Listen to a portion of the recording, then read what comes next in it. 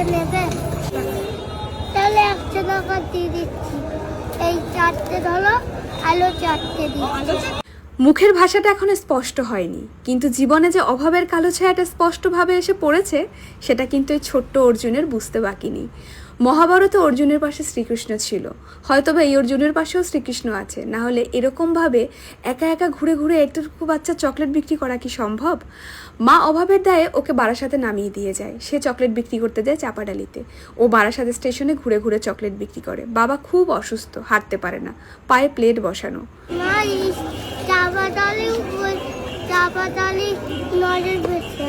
বাবা পায়ে প্লেট বসানো। চারটে নেবে? ট্রেনটা ধরবো করে তাড়াহুড়ো করে যাচ্ছিলাম, হঠাৎ করে কানে আওয়াজটা আসলো, ও দিদি চারটে নেবে? এত সুন্দর মিষ্টি গলায় বলছিল আদো আদো সুরে। ঘুরে তাকিয়ে দেখি বড় পিলারের কোণে চকলেটের বক্সটা নিয়ে বসে আছে।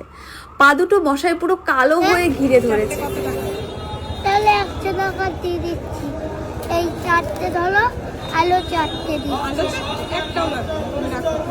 এই গরমে বাচ্চাদেরকে পাখার নিচে বসিয়ে খাতা পেন্সিলে বাবা মা যোগ বিয়োগ শেখায়, আর এই যে পুচকু, সে যোগ বিয়োগ শিখছে প্ল্যাটফর্মে বসে নিজের জীবনের বাস্তব অভিজ্ঞতা থেকে। লেখা হলো নিয়ে নেবে না, লেখা হলো নেবে না, না। তাহলে পাল্টে যাবো।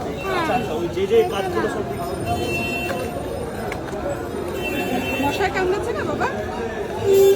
ঠিক আছে। এটা ঠিক আছে পাক্কা? নাম কি? নাম হচ্ছে গিয়ে অর্জুন।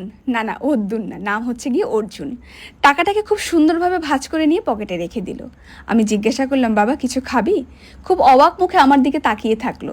সামনে এগরোল চাউমিনের অনেক কিছু দোকান ছিল, সেগুলোর দিকে একবার নজর গিয়েছিল দেখলাম, তারপর আমার দিকে মুখ ঘুরিয়ে বলল, আমাকে একটা মেরি বিস্কিটের প্যাকেট কিনে দেবা? আমি বলছি হ্যাঁ দেবো।